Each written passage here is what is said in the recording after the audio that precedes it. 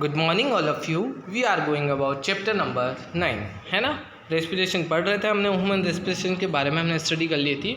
अब mechanism of the breathing in the human beings में जो ब्रीथिंग की मैकेनिज्म क्या होती है, when you breathe your chest goes expand हो जाएगा। जब भी आप सांस लोगे तो वह चेस्ट क्या होता है, एक्सपांड हो जाएगा।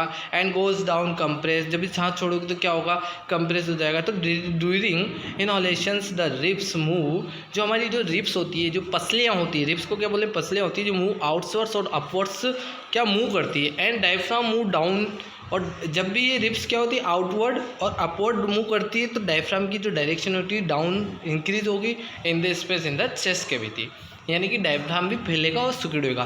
This moment increase space in our chest cavity due to which air rushes into the lungs and lungs inflate. ठीक है, देखो ये एयर इनोलेशंस और एयर एक्सोलेशन। एयर अंदर आ रही है तो क्या होती है बेटा, रिब गेज एक्सपांड होगी। जो हमारी रिब्स होगी, एज रिब्स मसल कॉन्ट्रैक्ट, यानी कि रिब्स मसल से रिब्स केज कॉन्ट्रैक्ट रहती है और एक्सपांड होगी तो यानी फैलेगी, है ना। तो जो लंग्स फैलेगा, जो डायफ्राम क्या होगा, डायफ्राम कॉन्ट्रैक्ट में आ जाएगा। कॉन्ट्रैक्ट में आ जाएगा नहीं, मूव डाउन करेगा, है ना। कॉन्ट्रैक्ट में आ जाएगा तो मूव डाउन करेगा। तो ये क्या होती है, इनहोलेशंस होती है। और सेकंड में देखो, एयर जो बाहर जब छोड़ रहा है तो क्या होती है, जो रिब्स होती है वो क्या होती है, रिलैक्स करती है, रिलीज होती है। और एक्सलेशन डायफ्राम क्या होता है, रिलीज करता है, यानी डायफ्राम कहाँ मूव करेगा, मूव अप, है ना। इनोलेशन से डायफ्राम डाउन मूव करता है और एक्सेलरेशन से डायफ्राम मूव अप करता है। ओके, तो ये breathing mechanism in human beings में होती है। Next, during inhalations, during exhalations the ribs move downwards and inwards and diaphragm move up, यानी कि एक्सहेलेशन से क्या होगा, रिब्स क्या होती है, डाउनवर्ड्स और इनवर्ड्स मूव करती है, डाउनवर्ड्स या इनवर्ड्स मूव करती है, और डायफ्राम मूव अप मूव करता है। तो reducing the size of chest cavity, तो क्या होता है, चेस्ट की, जैसे हम चेस्ट फुलाते हैं ना, सांस को अंदर लेते हैं, और चेस्ट को, जैसे कि चेस्ट को फुलाते नहीं है तो सांस को छोड़ देते, तो चेस्ट कैविटी क्या होती है, साइज डिक्रीज हो जाएगी जब हम सांस छोड़ेंगे, तो there by pushing air out of the lungs. Next, always breathing through your knows, हमेशा ब्रीथिंग किससे लेते हो, नेक से।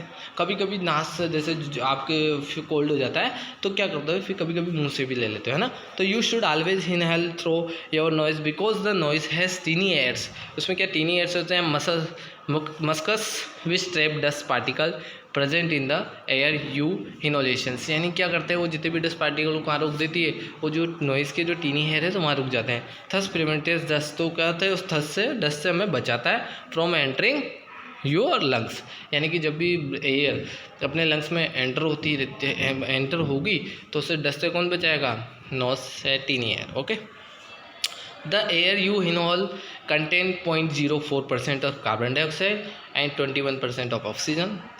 कितना लेता है, इतना, है ना, और some amount of water vapour. The air you in exhalations contain 4.4% of carbon dioxide, 16.4% of oxygen and water vapours. It show that some oxygen is use up in our body.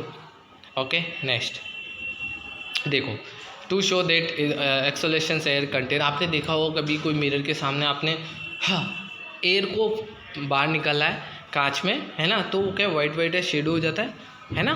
तो क्या होता है बेटा, ये exhaled air contain water vapour, जो water vapour होगा वो उसके कांच के सरफेस पे आएगा। Take a mirror and breathing out air from your mouth on it, you will observe that the mirror becomes cloudy because the water vapour present in the air exhaled condense 2 droplets of water on touching the cold surface of the mirror। ठीक है, अब difference breathing और respiration में क्या difference होता है। जो breathing होती है फिजिकल प्रोसेस होती है that involve the exchange of oxygen and carbon dioxide, और रेस्पिरेशन केमिकल प्रोसेस होती है, रिएक्शन होती है, इसमें भी क्या होती है, फूड का ब्रेक डाउन करता है। ब्रीथिंग में कोई एनर्जी रिलीज नहीं होती, रेस्पिरेशन में एनर्जी रिलीज होती है। ब्रीथिंग में जो आकर आउटसाइड सेल्स होते हैं, इसमें इनसाइड सेल्स होती है। ठीक है, next, breathing in other elements, any other elements में ब्रीथिंग कैसी होती है, अलग अलग एनिमल्स में अलग अलग ब्रीथिंग होती है। स्पिरिल्स इन कॉकरोच में कैसी होगी, ठीक है। तो just like human beings, many animals such as elephant, cows, lions, goat, frog, birds, snakes, etc have lungs in their chest cavities, यानी कि लंग्स के थ्रू क्या होती है, ब्रीथिंग करते हैं। और different animal have different method of breathing, let us learn about a few of them, यानी कि बहुत सारे एनिमल्स ऐसे होते हैं जिनको ब्रीथिंग के लिए अलग अलग प्रोसेस की रिक्वायरमेंट होती है। अलग अलग तरीके से सांस लेते हैं हम, तो लंग्स से लेते हैं, ठीक है, और किससे लेते हैं ये हम देखते हैं। Cockroach breathing in cockroach and other insects, जितने भी कॉकरोच होता है, अदर इंसेक्ट्स होते हैं, कीड़े मकोड़े होते हैं, the oxygen present in air, oxygen air में प्रेजेंट होती है, taken inside the body, oxygen को लेंगे बॉडी के अंदर लेंगे, through small opening present on the side of the body called spiracles. तो स्मॉल ओपनिंग होती है बॉडी के अंदर, स्मॉल पार्ट होते हैं, इससे वो क्या करते हैं, एयर को लेते हैं, ठीक है, तो इन्हें क्या बोलेंगे, spiracles. Spiracles are connected with a network of tubes called trachea, यानी वो क्या होती है, एक ट्यूब से कनेक्टेड होती है, उन्हें क्या बोलेंगे, trachea. The oxygen rich air enter the body, जब भी कोई ऑक्सीजन बॉडी के अंदर एंटर होती है थ्रू स्पाइरिकल के through to tracheals tube and diffuse into body tissue, और क्या होती है, बॉडी के टिश्यू को डिफ्यूज कर देती है, रीचिंग ही cells. The carbon dioxide that is release from the cell goes into tracheal tubes, जब भी कार्बन डाइऑक्साइड रिलीज हो गई सेल से तो किस में चल जाएगी बेटा, ट्रेकल्स ट्यूब में, and move out through the spiracles से आउट हो जाएगी। एयर ट्यूब्स और tracheal tubes are only present in insect, किस में होती है बेटा, केवल इंसेक्ट में प्रेजेंट होती है, एयर ट्यूब या tracheal tube. Breathing in earthworm में ब्रीथिंग कैसे होती है, exchange of the gases in earthworm take place through their moist skin से होती है, ठीक है। देखो ये क्या होता है बेटा, मॉइस्ट स्किन होती है उसकी ब्रीथिंग इन अर्थवॉर्म में, ठीक है।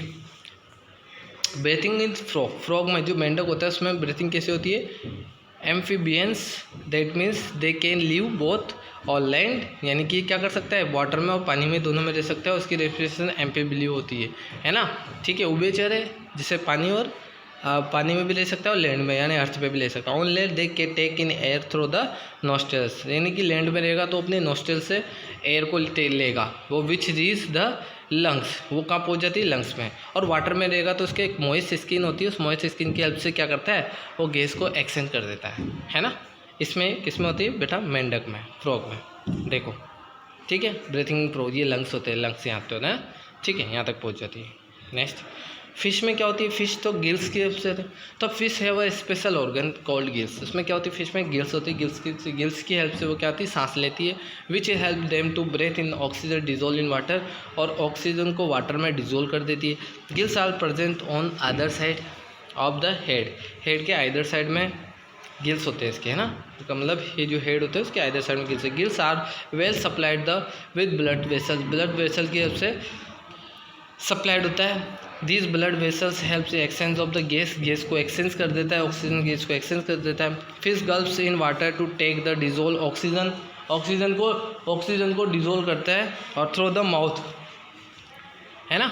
The water wave passes over the gills, जब वाटर गिल्स में पासेज होगा, the blood vessel present in the gills, जो गिल्स में ब्लड वेसल प्रेजेंट होती है वहाँ से take up the dissolve oxygen, वो डिजोल्व की ऑक्सीजन को लेता है और कहाँ से लेता है, वाटर से लेता है, and send it to the all parts of the body, जब वाटर से वो डिजोल्व ऑक्सीजन को लेगा गिल्स की हेल्प से, और कहाँ पे ब्लड प्रेजेंस होती है गिल्स में, ब्लड वेसल्स प्रेजेंट होती है, तो कहाँ बॉडी के सारे पार्ट तक पहुँचा देगा। The carbon dioxide produce that is produce the result of the respiration is brought back by the blood into the gills and expelled into the surrounding water, ठीक है। ये ब्रीथिंग फ्रॉग और fish respiration through the gills. अब respiration in the plant में respiration कैसे होता है, like animal plant also respires, देखिए एनिमल प्लांट में रेस्पिरेशंस भी होता है। Plant also need energy to grow to perform various activity, जब भी एनर्जी की रिक्वायरमेंट होती है ग्रो करने के लिए और एक्टिविटी के लिए। They get this energy from respiration, they also take in oxygen from the atmosphere to break down glucose, ये एटमॉस्फेयर से ऑक्सीजन लेते हैं और ग्लूकोज को किस में ब्रेक डाउन कर देते हैं, कार्बन डाइऑक्साइड और वाटर में जो सेल्स में प्रेजेंट होते हैं, और एनर्जी को प्रोवाइड करवाते हैं। The exchange of gas in plant takes place by the process of diffusion, क्या बोलेंगे बेटा, गैस का एक्सचेंज होता है प्लांट में, उससे क्या बोलेंगे, diffusion. This process occur independently in leaves stems roots, है ना। तो exchange of gas in green plants through the stomata, ठीक है। In leaves exchange of the gas occur through the stomata which are present in the lower surface of the leaves, जो leaves की जो lower surface होती है वहाँ एक stomata एक पॉइंट होता है जहाँ से वो क्या होती है उस गैस को चेंज कर सकते हैं। सेकेंड होता है स्टेम में भी हम क्या कर सकते हैं, अवर थ्रू द लेंटिकल्स होते हैं। रूट्स में क्या होते हैं, लेंटिकल्स होते हैं। तो root absorb air from the soils, तो roots take up oxygen trap between the air space in the soil. तो क्या होती है, सोइल से क्या होती है, एयर को एब्जॉर्व करेगी रूट्स को, दैट इज। और जो स्टोमेटा तो वो एनवायरनमेंट से एयर को एब्जॉर्व करेगा और एक्सचेंज कर देगा इसको। That's why we should not our water plant because water fills the air space between the soil particles and roots cannot be breathing। Okay बेटा, ठीक है, थैंक यू।